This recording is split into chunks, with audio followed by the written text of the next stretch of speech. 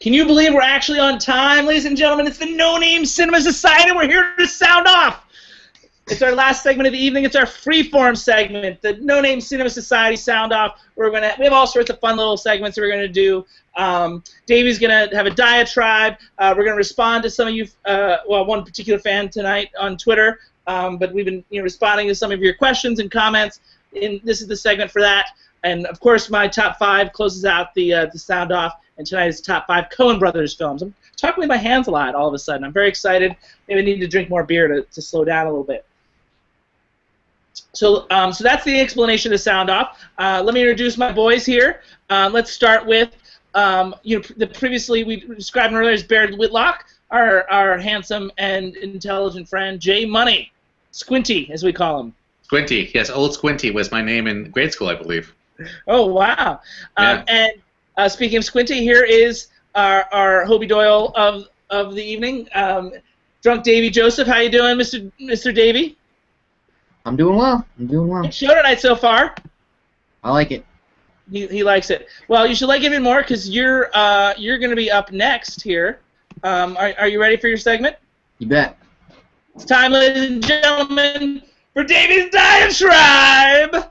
Woo! Everybody, the crowd roars. Davie's going to go off. It's very exciting. All right, so what we've been doing is I've been giving Davie, the last time we tried this and it was fun, the fans liked it, so we're going to do it. I've got three cards here with various topics for Davie to get. Whoa! For Davie to get upset the one about. you dropped. That's the one I want. Oh, that's like fate. What's that? 3. Did you already see it? No. Okay. So 3. This is 3. And what I mean by so I guess we can talk about this and I can get more specific. Okay. So one of the things that, it's been the talk for the last few years in the industry is the quality of television. And we talked about, this is sort of a offshoot of what we talked about last week in terms of there being no middle class in filmmaking. And I think what you said was it's all going to television. And as a result is what's being called, the new golden age of television and the quality of television. And so the question that is on the minds here is, how is that going to affect films and filmmaking with the rise of the quality of television? Is the line being blurred more, and what is the results of that? So that's sort of the topic for the day. So Davie, take it away. I think the answer is that yeah. I think television culturally is more relevant than film now. Just from a pop culture standpoint, and the everyday and lives. that, ladies and gentlemen, was Davie's diatribe. Thank you very much. I kid. I do that every week. It's a joke. Yeah. No, it's good. It's good. It's like you're trying to get him to Hulk out. You're trying to. One of these days it'll happen. Get me angry. Davie, go ahead. I don't know. What were we talking about?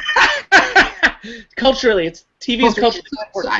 I think that at work when you're talking about it's more television than it is film that you're talking about.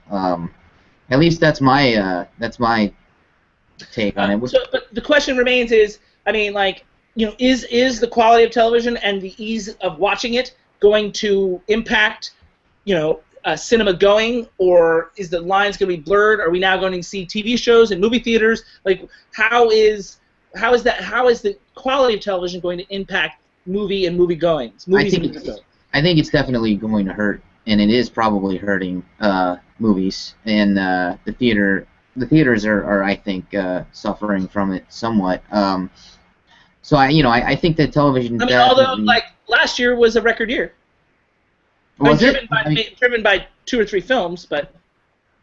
Well, that's encouraging. I feel like everyone's kind of writing the obituary of the movie theater. But I feel like lately I've noticed somewhat of an uptick. At least the theater seems a little more crowded nowadays than it did maybe this time last year. Well, I also think that it's very top-heavy, if you think about it. Between Star Wars Jurassic World and Avengers 2, it was a year that it's a record year, but those films are are all in the top 10 all time, and that's the first year that ever had landed three films in the top 10 highest-grossing films of all time. Yeah, I'm thinking about the small movies that I saw last year. Like, I saw Clouds of Sils Maria. I saw that, and I was by myself in the theater. And then I went and saw Anomalisa the other day, and it was probably 20 people there. How big is the theater? It's not real big. Yeah, I'd say that it probably seats about 40. Oh wow, that's a super small theater. It's even smaller than the one Jay Money and I went to see Spirit Awards screenings at. Yeah, well, that's another trend, is that they're making them smaller. I mean, the big AMC here, they were huge theaters, and they ripped out a lot of the seats and they replaced them with those recliners, and the capacity is about a third of what it used to be. Well, and that's how they're improving the movie-going experience to make it a special thing. And the ticket prices are going up too as a result for those specialized theaters. But they're trying to make it more of an experience. And is this a dine-in theater as well? No, it's not. And that's not the one I saw in Anomalisa. It's just a smaller theater that I saw in Anomalisa. But yeah, it's I think television is definitely eating into the audience, the movie audience. All right, so is that good or bad? I think it's bad. I don't know. I guess it's bad for us because we like to go to the movies and see movies. And when there are no movie theaters, that'll be that. But I don't know. It's good. It's good in the sense that there's better things to watch in the house, at home. Netflix and Hulu and all that are. If something like, let's say, what's a popular House of Cards? Let's say House of Cards. Okay. Let's pretend that you like it. I do. What if Netflix decided that they were going to release the fourth season of House of Cards in the theater for a month before they released it on Netflix? Would you go? No. I wouldn't go. And it's not a cinematic. Did you see Beast of Nation in the theater or at home? No, I saw that at home, and I think most of the theater chains are boycotting the Netflix movies. So I mean, I think in a lot of the bigger cities you could still see it in the theater, but if you're relying on chains, it's going to be tough. And that's just a reminder that Davie Joe's in Charlotte. Jay Money, do you have any? Do you want to opine on this? Well, I guess what I would say is that the question really isn't so much about like TV versus movies as it is about like how people want to consume their media in general. I mean, what we're seeing in people is a shift away from doing things in a communal environment, and you can argue whether or not that's good or bad. But ultimately, the point is that most people are starting to enjoy a much more personalized and also personal experience with their media, and that doesn't just mean TV. It also means mobile. That means like looking at things on screens in lots of different places. I think it's really about the way that people's perception of enjoying media has changed. I think it's about people enjoying it on a one-on-one experience now. I think that theaters will always have some sort of part to play because I think that people do ultimately and also occasionally enjoy having a communal experience when they go see a project. But clearly, people are tipping towards one end of the scale right now, and you can say that's because of TV, but that's not really fair because TV is just the thing that already kind of existed to accommodate. No, I mean, like you're sort of focusing on this platform issue from a viewership point of view, and that is part of it, granted. But I mean, don't also forget that there's a pool of talent, and that right now is pulling away from films, and even scripts themselves that are originally intended for films are being turned into TV shows. Mr. Robot's probably the most recent successful example. Yeah, so but I mean, it's not just about the viewership. It's also about where resources, whether that's money or people, are being utilized. But that certainly hasn't been to the detriment of the actual content. I mean, I think that Mr. Robot has been lauded for the reasons that it's a series. I mean, we actually went to a movie recently, which we'll probably talk about at some point later on, and it came up in the audience that the movie itself would probably work better as a bigger series than it would as a movie. And I happen to agree with that actual assessment. I mean, I feel like there are a lot of things now where I appreciate a more long-term, extended way of looking at the content because it provides content creators with a way to actually get into much more deep, involved, and personalized storylines. And in a sense, I'm starting to change my perception of how movies work. I mean, movies, you're on a very limited time scale for the way that you get involved in a storyline, and maybe it just isn't enough for people that are really hungry for certain kinds of content anymore. And yet, some movies are considered too long. if they go past 2 hours? Well, it's about chunks. It's about how you digest the media. I mean, I think that a lot of people probably don't have patience for things that are more than 90 minutes anymore. I really don't. On the other hand, I think a lot of people have patience for TV shows that might have like hour chunks. But they did watch them, so they wound up sitting for 5 hours watching, the same show, like several episodes of the same show. Yeah, but in their own terms. I mean, that means that they get to get up whenever they want. That means they get to turn off whenever they want. That means that they get to, interrupt themselves whenever they want. It's different when you're forced in an environment where you can't do that.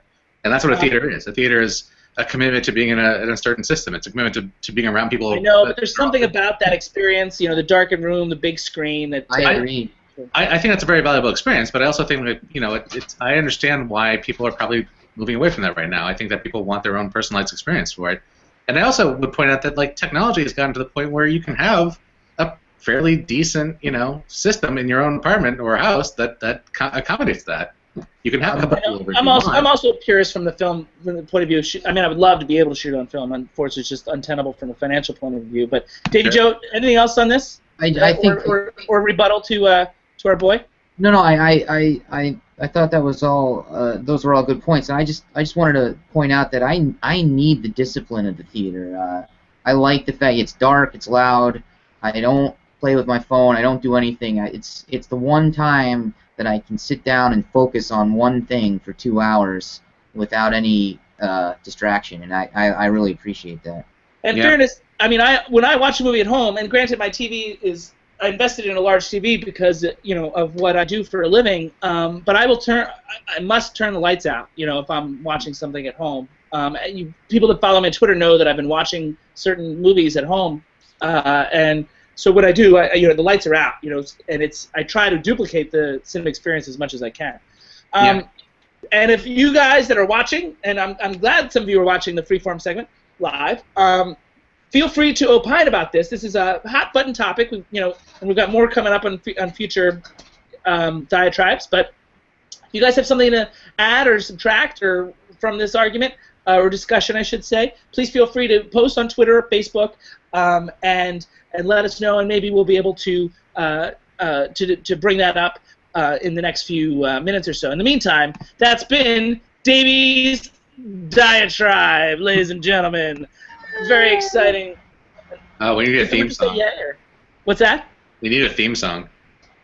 Ooh, I mean that's too many buttons for me to push. I think. I think you can do it. Thanks. I appreciate your support.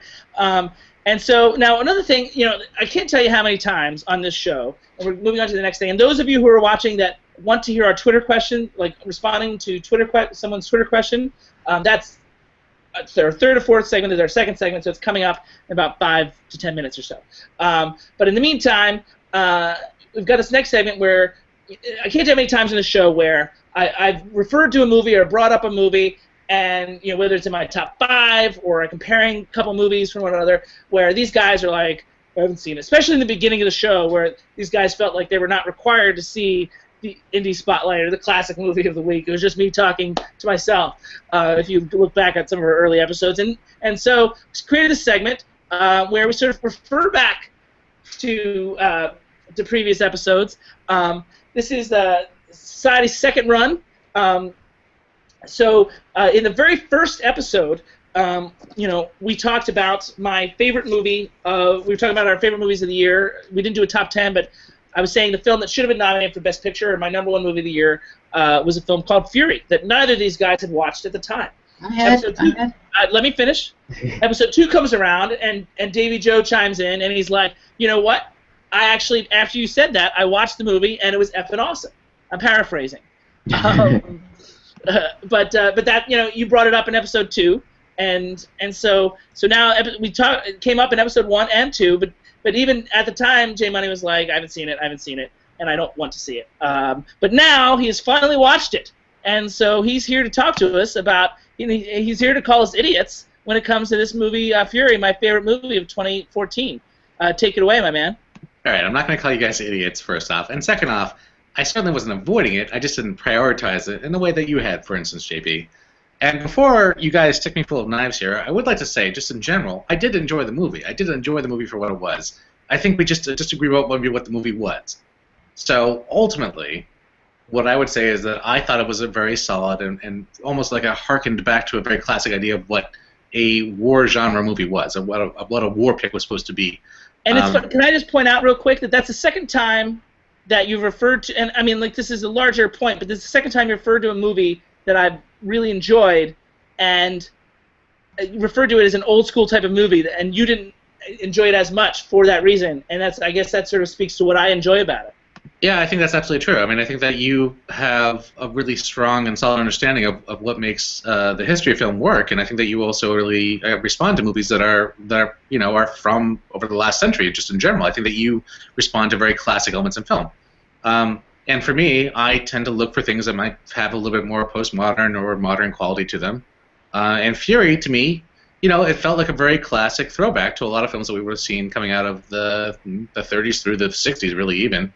But it wasn't enough for me to say that this was the best movie of the year, and I think that's really where the distinction lies here, because it's not like I'm saying it's a bad movie. I'm not saying that at all.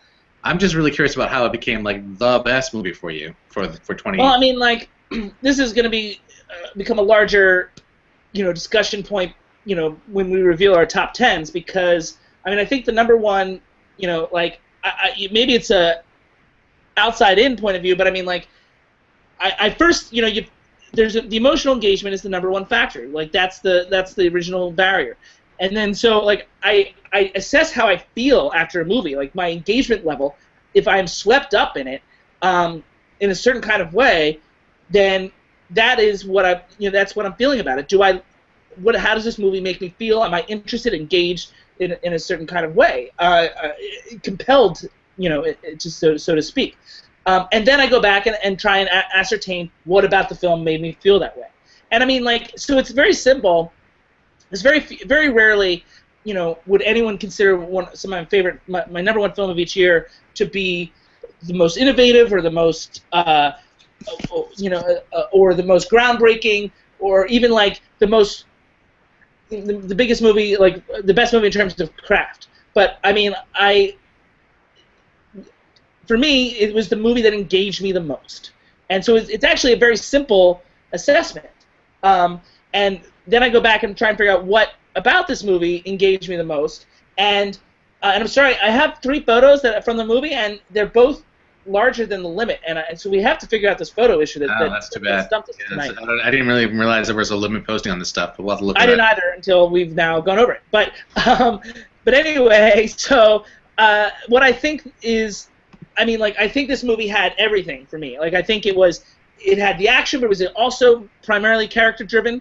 And so, I mean, like, I think all the characters were really well drawn, and I think but it was also very exciting. I thought the tank scenes were really well choreographed and directed.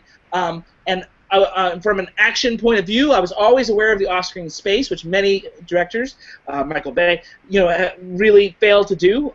And so I think that it had all the elements. I mean, so it had action, it had character-driven, and I feel like it worked on multiple levels. In what it said about war, what war does to men, and I mean, the scene that I keep pointing at that you disagreed with when we spoke in person is that apartment scene, which I felt like elevated the movie to a different level. It made it more than just a tank action movie. Like, I think it was such like it was this calm, in the eye in the middle of the storm type of scene. Yeah. I actually didn't. I don't disagree with your assessment of that scene in general. It's really more what happens directly after that scene that changes the dynamic of the scene for me. It's really more like I actually really love that scene, and in fact, for me, that is the standout moment in this film in general. For me, that's the thing that supersedes the rest of the film. I have a picture of it, but it won't work. Damn it! No, it's a great sequence. It's actually a really wonderfully directed and wonderfully put together overall scene, and all the performances in it were also really enjoyable. Like no problems with any of that. It's really more about how the scene is then used to propel the plot forward and propel some of the characters forward almost immediately afterwards, and I don't want to give anything away. And also how it leads to Did you feel like the thing that happened that you're referring to is disingenuous? I think it was contrived. I think it was a contrived moment that felt very. It felt very. Well, I will say that when one, not just me, but when one is as immersed in a story as I feel like I was at the time, and granted, the person I went with also was her number one movie of the year too, and I was surprised by that because I went with someone significantly younger. It was. That's JVC. Well done. Yeah. Anyway, but the point being that maybe like I was willing to go with it because I was so engaged at that point. This is midway, almost the center point of the movie, or maybe even like is the start of the third act. You know, I have not seen it as recently as you have, obviously, but anyway, Davie, Joe, what do you think about all this? I know you're with me on the movie overall. No, I really like the movie a lot, and I wish I knew exactly. I'm not entirely positive what you're referring to as far as the scene that happens after the. David Joe, what happens immediately after they get out of the building? They have the scene with the women in the apartment. You know what scene we're talking about? Yes, that I remember. I remember the egg. Okay, and as soon as they leave the apartment, something happens. Yeah, I gotta. Oh, yeah, okay, all right. I liked it. I thought that was fine. I didn't have a problem with that at all. It's not that he liked that it happened. He's just saying he liked. I mean, it's a movie. And it's the kind of stuff that happens, and in war, That's why I asked if he felt it was disingenuous, because it's the kind of thing that happens in war movies, though. Also, it's the kind of thing that I guess I would expect. I wanted you to think about that statement. So it happens in war, but it also happens in war movies. Well, yeah. Yes, because I think that if it hadn't happened, it would have been a much more powerful moment, honestly, because it became a vehicle to change the character nature of Shia LaBeouf, by the way, and. Shout out to the LaBeouf watch, because LaBeouf is in the house. Oh, I almost wanted to tie this to your. I almost did it in the initial graphics. Well, yeah. Can we just talk about the ending for a moment, though, also? Because the ending, to me, was almost like the American version of the fake German Tarantino film in the Bastards movie. Inglourious Bastards. It just seems so completely ridiculous and sort of like John Wayne-esque, I guess, in a way. It was a wild, punchy kind of finish. Of the sacrifices made? In the sense of what they were trying to do. Like, 5 men in a broken tank holding back an entire battalion of Germans. Fine. Great as an action movie. Great as a war movie. But, like, in terms of me looking beyond the idea of this as just a genre pick, really hard for me to get past. I mean, it's not realistic in any sense. It's interesting. I mean, like, again, I feel like I was so into it. And, I mean, like, I guess you can argue that it was contrived. But I also feel like it was set up. Like, from the beginning, like there was issues with the tank, so it didn't surprise me that much, and I mean felt like it was so exciting that, I mean, like, yeah, I mean, like, look, I'm like Mr. There's an alarm goes off when I feel contrivance, and I certainly didn't feel it then. Like, again, it felt like it could happen. It felt plausible, I guess is the word I'm looking for, and also, it created this exciting thing, and also it created an exciting debate amongst them that I thought was really powerful. The movie that it reminded me of, it was the end of the Wild Bunch. It was very similar, kind of set of circumstances. Well, I mean, but the Wild Bunch also is separate, like it is in its own world, and not in a bad way. But I mean, it sort of created its own environment and had this sort of its own set of rules, like within the Western genre, where. I mean, to J Money's point, like, this worked within the rules of the war genre and has been from war movies from the 40s on. But there was something maybe slightly more realistic to me about this. And in defense of the Wild Bunch, that's not a criticism of the Wild Bunch. What happened in the Wild Bunch was legitimate for the world of the Wild Bunch. Sure. Something got really loud in here. Like, all of a sudden, there's like some, major sound going on. Oh, yeah? There's like somebody's playing music like really loud. Anyway, can you guys hear the music or no? Not at all. No. All right, that's a relief. It's John Legend, in case you're curious. So anyway, all right. So anything more about Fury? So I mean, like, J Money, it sounds like you're not as bad as we thought. No, I like the movie. I just was fascinated. As I recall, Boyhood was your #1 movie last year, was it not? You'll have to tell me, because I certainly could not remember at this point. I think that's what you said in the show. If anybody's curious, you can watch our Oscar preview, which is episode 1 of the No Name Cinema Society. So you can go back and watch and see what we all felt. And the other movie that you said that you thought not as good as Boyhood, but you should have been nominated for Best Picture was Only Lovers Left Alive. I think that was, if I'm summing up correctly. Huh. Wow. I just want to correct one thing. I had seen Fury before the Oscar preview. You had? I saw it based on your Facebook, your top 10 on Facebook. Oh, is that what it was? So Yes. all those things are in episode 1. Yes. Okay. All right. So that's the episode 1, especially with our next Oscar preview coming up on February 26th. All right, Twitter people, you ready for the? Well, first of all, let me close this out with that has been Society's Second Run. Hopefully, there's so many movies that I talk about that these guys haven't seen. Most notably, Davie has not seen Tron, for God's sakes. What the hell, Davie Joe? Right. Dr. Zhivago, he hasn't seen. That we talked about a couple times. I own it, though. I do own it. Forget Dr. Zhivago. Watch Tron. Tron's the big one there. Okay. No, Actually, it's not. It's not. Anyway, it's time. It's Twitter followers. It's time for it's a new segment, and it's called the Tweet Beat. What? So every once in a while, this will happen, where we get questions from Twitter followers. That this one was directed at me, but I wanted to bring it out to the group. These guys have no idea what I'm about to say, so that's kind of exciting. No. You can shake your head, Jim, honey. I've still got the graphic up. Oh. So I can't see it. Yeah. Okay. So anyway, it's a beautiful graphic, by the way. Tweet Beat. Gosh darn it, John Legend is so distracting right now. So tonight's Twitter question comes from @CriticalCinema, one of our followers. So we're very excited about that. And he asked me, and then I'm asking to the group, what 2016 movie are you guys most excited about? Okay.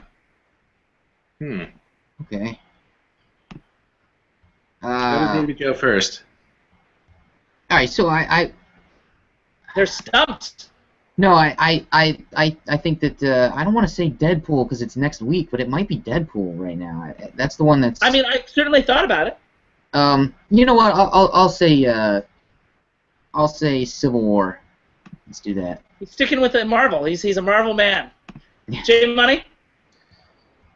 Oh man, the problem is I haven't actually looked at trailers in a while. I'm trying to think of what's coming out now. I'm actually kind of interested in a movie that's coming out in the beginning of, or in the middle of March, which I have absolutely no idea whether or not it'll be good, but at least looked a little bit different from what other things I've seen, called Midnight Special, and I think that we might actually end up discussing it at some point, possibly. I have no idea. Just because I felt like it was a different story. It wasn't part of a franchise that I've seen yet. It wasn't part of something else I've seen yet. So. Have you seen Mud or Take Shelter? What's that? Have you seen the films either Mud or Take Shelter? Some Mud. Okay, so this is the same director. Oh, it is? Okay. Well, it could go either way. I mean, it has some interesting talent associated with it, so, again, it could go either way. I don't really know. I just know it was one of the trailers I saw recently that I thought, well, that could be something to see. It is something we haven't decided what date we're going to do our March show at, so it is something that we talked about today as a possible one, but another movie opens that same weekend that we might feel obligated to do in lieu of that. But okay, so Midnight Special, so that's legitimate. So I have a couple, and I love the Olympics, and also I'm thinking very short term too, because it also based on trailers that that I've seen recently. And I love the Olympics. I've always loved the Olympics. And this trailer looked a ton better than I thought it would be when I first heard about the movie. Eddie the Eagle, I think, looks really, really fun. And Taron Egerton looks amazingly good from the trailer anyway as Eddie. Like, complete transformation from the Kingsman. And so I'm excited to see if that promise comes to fruition. There's a lot of buzz about that. It does look good. So anyway, so that, and they had a Super Bowl commercial last night that was compelling as well. And the other movie it's related to our last segment where we talked about Fury, the director of Fury, and the trailer came out recently, and it was an amazingly good trailer. And that's Suicide Squad. I'm not a big DC guy overall, but that trailer looked amazing. Have you guys seen the trailer for Suicide Squad? I've seen trailers. I don't know what the latest one is. Oh, yeah, I only saw the one. I have, and I have, and I that was the one I was also thinking about saying Suicide Squad. It's a great concept, and it was a great comic book. It is a great comic book. It's funny. My brother, who's a huge comic book guy, refuses to see it. Like, I don't know what. Oh, really? What exactly his objection is, but he's very, very upset about this movie. But I mean, like, and I was less interested in the concept overall, but then when David Ayer was directing it, obviously he directed Fury. I love that movie, and I like End of Watch as well.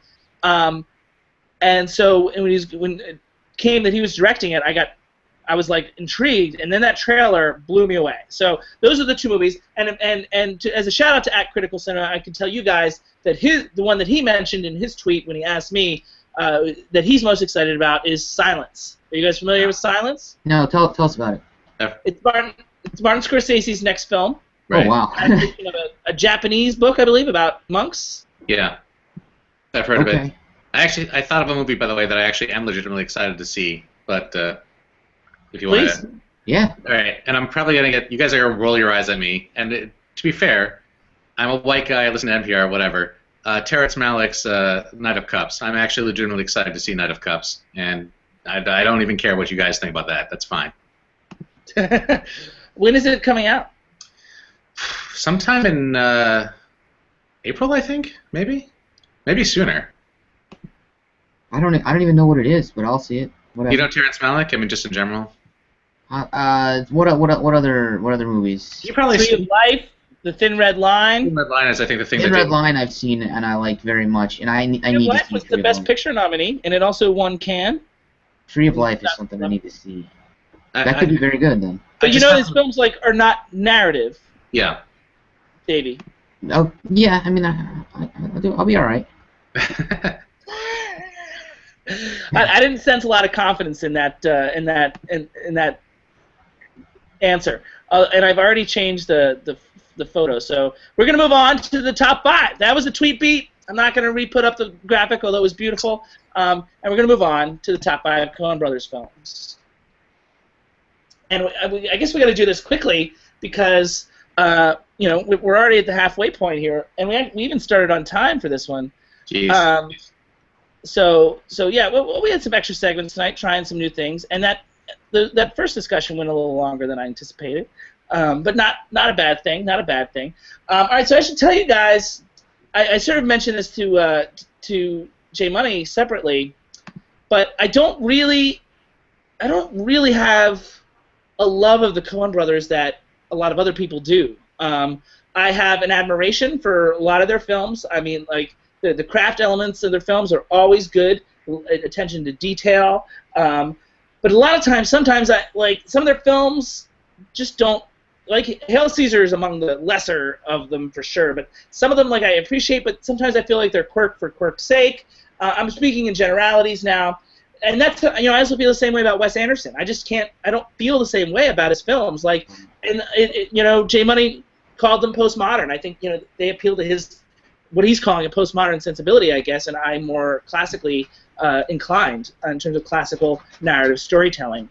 But so anyway, I made this top 5. This is Davie demanded this. This is Davie's request. This top 5. So I made it. But I mean, it is. These are not top 5 films that I'm super excited about. They're the best of the 5. But I haven't even seen some of the major ones. I have avoided some of them. So I don't know. But I mean, like I said, I like their attention to detail, their knowledge of film history in particular. I find really appealing, and all the craftsmanship in a lot of their films. But for the most part, with one or two exceptions, I am mostly unmoved. Oh, finally, this photo went up. It was taking forever for that photo to go up. Anyway, so it's time to start the top 5, and I will try and get through them as quickly as possible. Looks like they're almost all under 5 megabytes, so it should work. All right, so this one is similar to Hail Caesar in terms of the world it occupies, but it's much darker. And it just doesn't pop up. Why isn't there it is.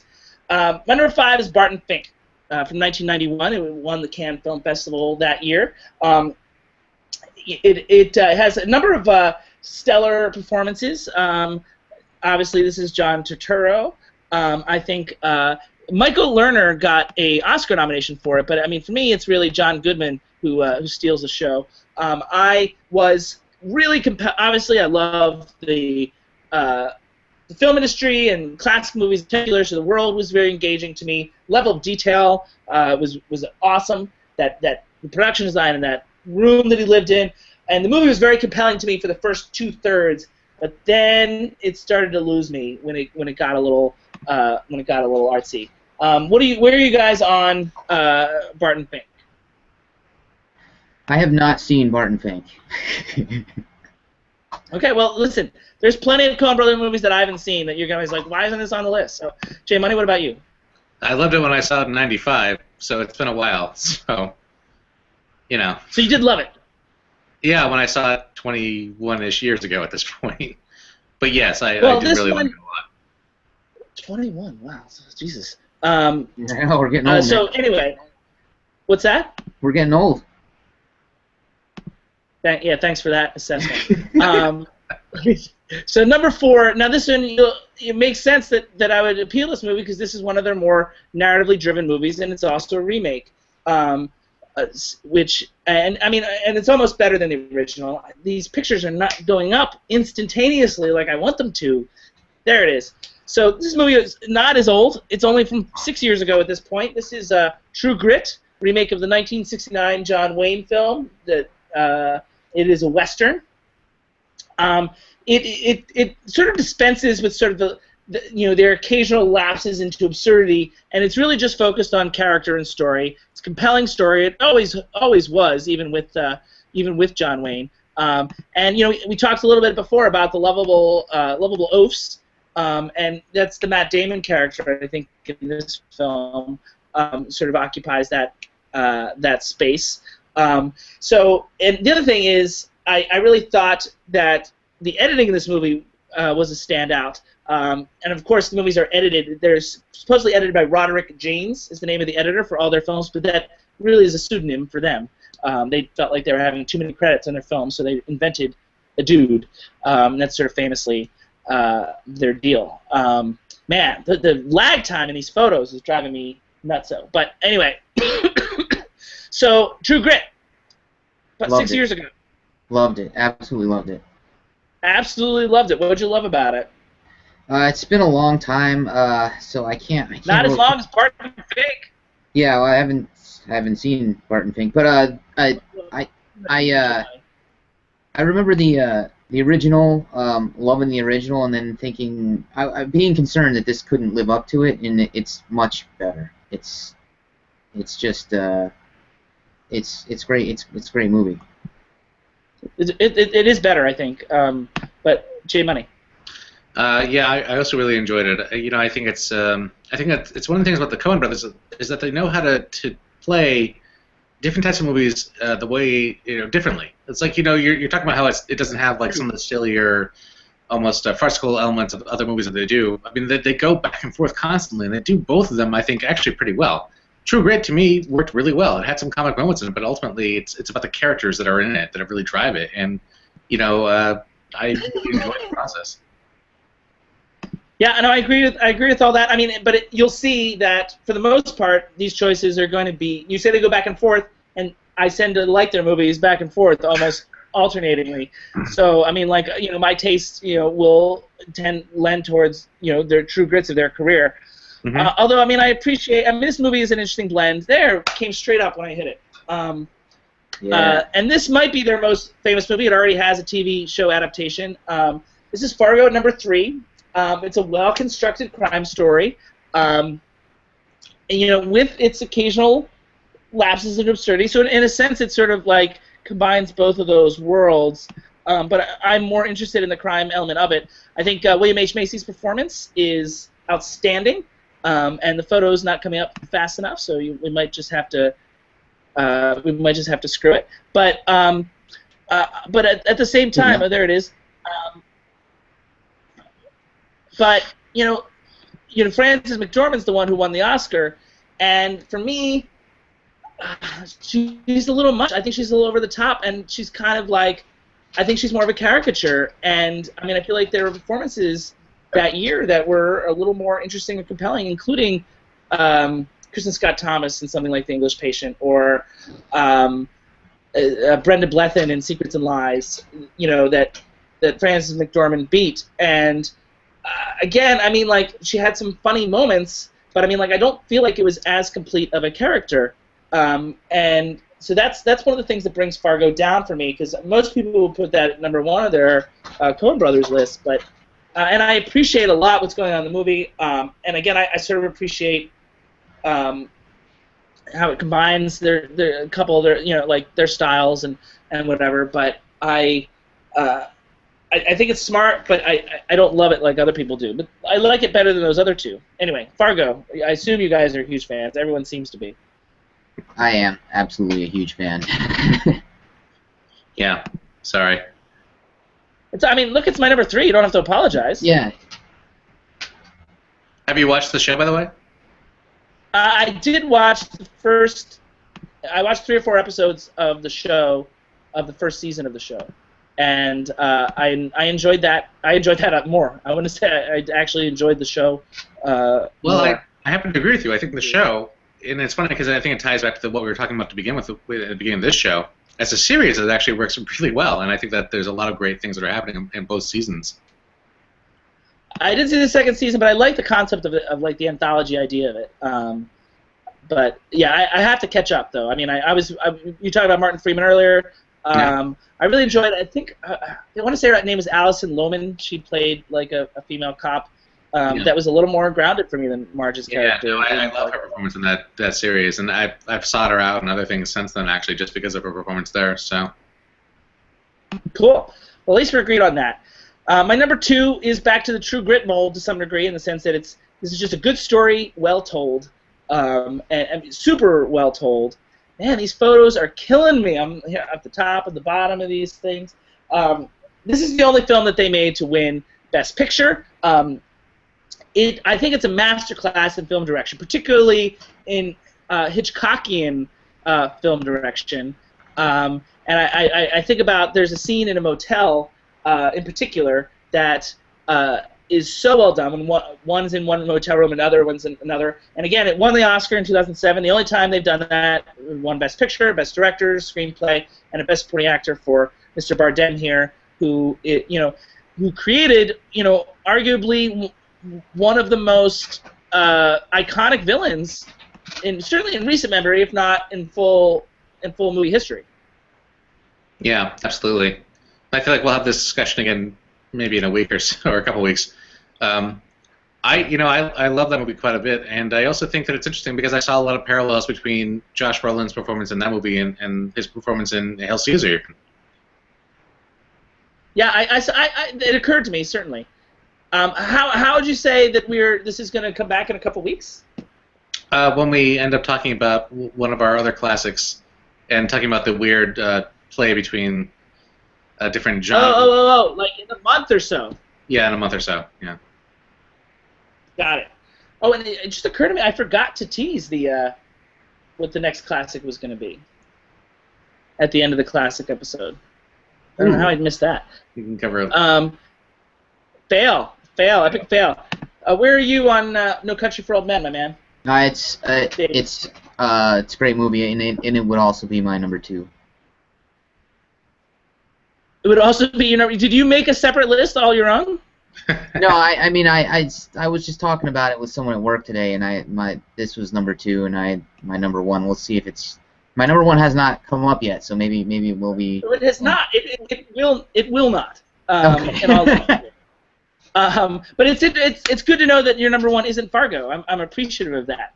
Are you guys familiar with this film? There it is. It's cut off. This is a film called Sullivan's Travels from 1940. I think it's like 41. You guys familiar with Sullivan's Travels? No. No. Okay, so Sullivan's Travels is a Preston Sturges movie. Have you heard of Preston Sturges at least? Yes. Nope. Okay. No. So it's a Preston Sturges. I'm going to take this image off because it's cut off. But Sullivan's Travels is a Preston Sturges movie about a movie director. The lead character is a movie director. He's a comedy movie director, like Preston Sturges was. But in the movie, he's a comedy movie director that's very frustrated with having to make comedies all the time. He feels like he wants to make something serious and an important film. And so he's going out trying to understand the common man. And the story is about how he goes out and tries to live without money and everything, and live amongst the common man, and in Middle America or whatever. But not really. I think he stays in California, but he tries to live without money for a while to try and understand the common man. The name of the movie that he wants to make is called. Please work. Oh my God. Come on. Is it The Man Who Wasn't There? No. The name of the movie that he wants to make in Sullivan's Travels is. Come on. This is killing me. It's killing us too. It's exciting. It's killing you too. So, "O Brother, Where Art Thou" is the name of the movie he wants to make, and that's where the Coen Brothers get their title for this movie from 2000, which I saw in a double feature at the New Beverly Cinema, the movie theater in LA, owned by Quentin Tarantino, and they double billed it for that reason. And this movie, I think, even more than Fargo, combines all their skills. I mean, it's a movie where the absurdity works, but also there's a lot going on underneath. It's the perfect combination of their trademark quirk, their homages to film history, and also a political undercurrent that is refreshing. And I think it's where, as opposed to Hail Caesar, this movie is consistently funny and surprising. I also love the Odyssey. I love Greek mythology. Yeah. And particularly the work of, I guess Homer's not officially mythology, but particularly like the work of Homer. Yeah. So I was really engaged by this movie throughout, and I was surprised because, again, I've not had a good history with the Coen Brothers. This movie is a movie that the one movie that they've made more than any other that really grabbed me by the balls and engaged me on multiple levels. So I assume this was not what you had in mind, Davie Joe, when you were talking about your number one movie. No, but I also the other thing about this movie that I think that did get a lot of credit, whereas the movie didn't, is and let's see, hopefully this picture will come up sooner. It's not coming up? Maybe there it is. The soundtrack to this movie is outstanding, developed by T-Bone Burnett, and it helps. It really sets the world. I think it's one of their more comprehensive works to me.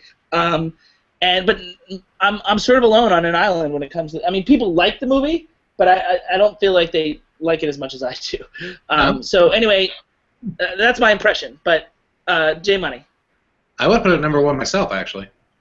Oh wow! Ladies and gentlemen, those of you watching, you are witnesses. This just happened. J Money and I just agreed.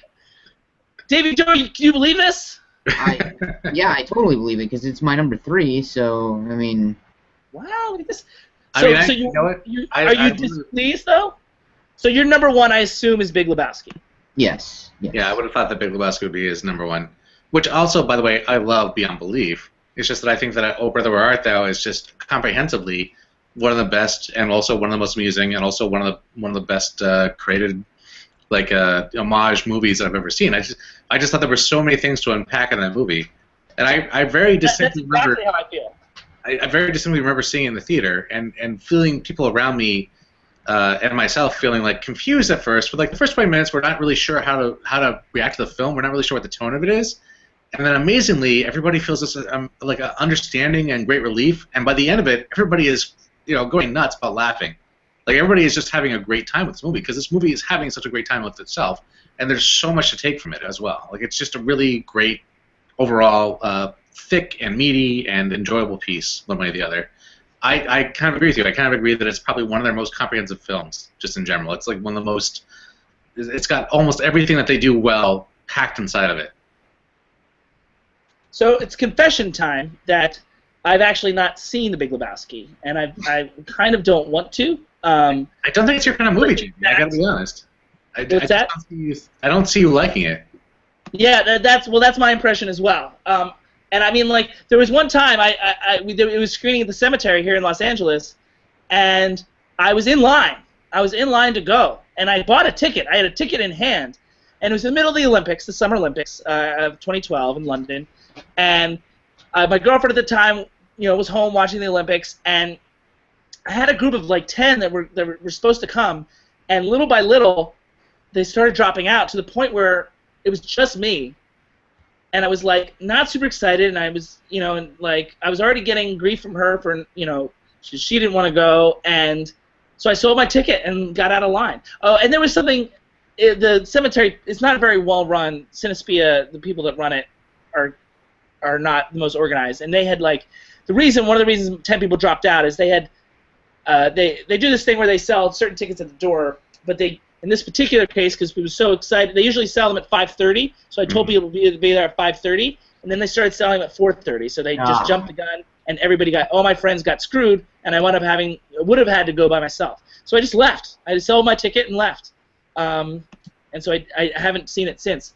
I looked on Netflix to see if anything was streaming, but it was only Intolerable Cruelty was the only film that they had that was streaming. So I was like, I'd rather watch one of my 1990 movies, which I'm going to get to in a second. But what's your other? Did you make a top 5 with your friends? No, I didn't do the top 5, but to put it together, I would go Lebowski 1, then 2 No Country for Old Men, and 3 Oh Brother, 4 I guess would be True Grit, and 5 Fargo. So that's 4 out of the 5 that I had, and the only one I didn't was the one that I haven't seen. Yeah. But I mean, like again, I don't think I would like that movie. Yeah, I mean the thing about The Big Lebowski is they're incredibly rich, entertaining, interesting characters, and in there, any one of them I could see a movie about any character in there. You also said that about Hail Caesar. I believe that because Hail Caesar reminds me the most of Lebowski. Oh, see, now I'm going to split with you on that one. I think Lebowski is much more joke dense and much richer. I mean, I think they both rely on sort of like magical realism for some qualities. They're both a little bit obtuse, but ultimately, I guess I feel like Lebowski was just joke after joke funniness to me. I have the actual like a sound version of the movie, like just the actual audio for the movie, and I've just listened to it before over and over again. I've done the same. Yeah. It's definitely like jazz. I mean, it's just a great script. It really is. It's just a fun movie. Like jazz. I had something to tell. Oh, there's a store in New York in the Village that the store that is entirely dedicated to The Big Lebowski. Yep, the Little Lebowskis. Yeah. There's a bar in Charlotte called Lebowski's. Is there? Yeah. Is that related, or is it just like somebody's name? No, it's related, and it's awesome. Well, I know where you're going tonight, Drunk Davie, after the show. What? There you go. All right, so the top 5, everybody good? We're good. Yeah. I keep jumping ahead on the photos, but they haven't been working, so I'm not going to go back. So now it's announcement time with our 7 minutes left. So we did the top 5. We did a lot done tonight. I'm feeling good. It's been an efficient evening, I think, overall. Yeah. So it's time for announcement, and it's the big one. It's about I'm just so excited. I can't stop. It's about our year-end review, our year-end spectacular. And it's going to come in 3 segments. So I don't have a graphic to show you this right now, but as we promote this over the next 18 days, we'll get into that. But so first thing you need to put on your calendars. We want all of you to watch it live. It's going to be a big reveal for a lot of different awesome discussion. It starts off at 8 p.m. on Friday, February 26th, 8 p.m. Eastern, 5 p.m. Pacific, and it's going to start out with each of our top 10s. We're going to zoom through, ostensibly potentially 30 movies.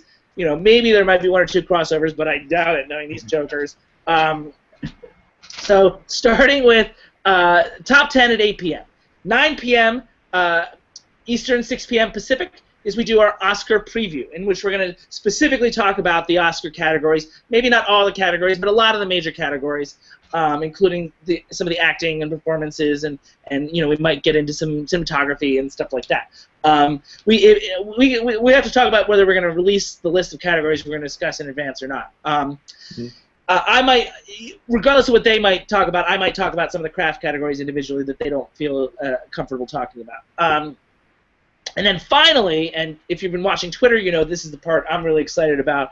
At 10 p.m. Eastern, 7 p.m. Pacific, we're going to have a revisionist Oscar discussion. We're going to talk about the films of 1990. We're going to look back and see, and look at the films of 1990 and see. We're going to look at the Oscar categories from 1990, and also we're going to talk about the year in general. It should be an interesting look back and to see how it's 25 years ago now. So we're going to see how those, how our viewership has changed over the last 25 years, and how the films have changed, our reaction to the films, what holds up, what doesn't, and so forth and so on. It should be what should have won Oscars, and that sort of thing.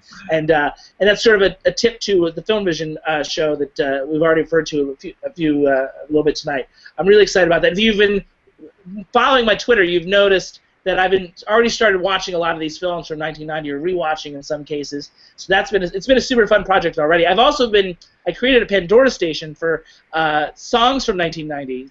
So that's been super fun. I'm like jiving to "You Can't Touch This," and in the middle of a New York subway. It's kind of cool. You're driving. Jiving? You're driving.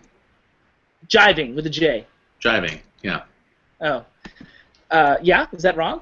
Am I not allowed? Go for it. I certainly, when I met up with you last week, I was listening to it before you arrived.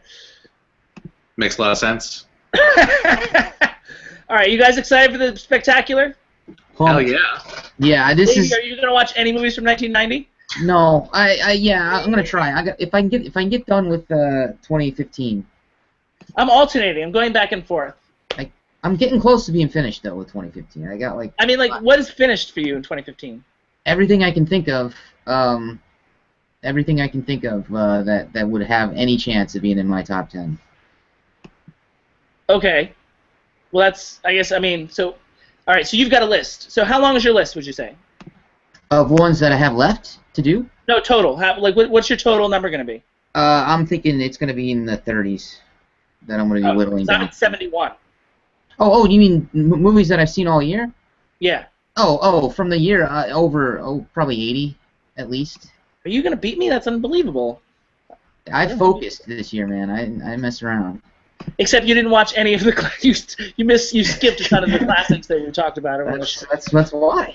J Money, you're not going to make 70, I bet. We're talking about movies that we've seen just in general, or movies from 2015 that we've seen? 2015 that you've seen. So not including our classics or our indies. Correct. I think I'm in like the 30s at best at this point. Yeah. Well, either way, the top 10s are going to be J Money's top 10 is going to be like a third of the movies you've seen. Oh no. Let me be clear about this. I'm going back and watching all the movies that I wanted to see this year that I had a chance to see because I had to watch these other crappy movies that we talked about all year long. So it will be varied and interesting. Crappy movies. Hot Pursuit's going to be make an appearance on one of our Hot lists. Pursuit, Sure. top of my list. Don't give it away now. All right, it's 7:58 here, 10:58 for you guys. So let's wrap it up. That was our freeform segment, everybody. It was the sound off. Thank you very much. And February 26th, starting 8 p.m. I can't stress it enough. Watch it live, and follow us on Facebook and subscribe, to our YouTube page. That would make Davie Joe really happy. I could care less, but Davie Joe is the one you really want to impress. All right, ladies and gentlemen, thank you so much for all your paying attention and whatnot. And we'll see you next time, which is the big one, February 26th, our end-of-year special. See you then.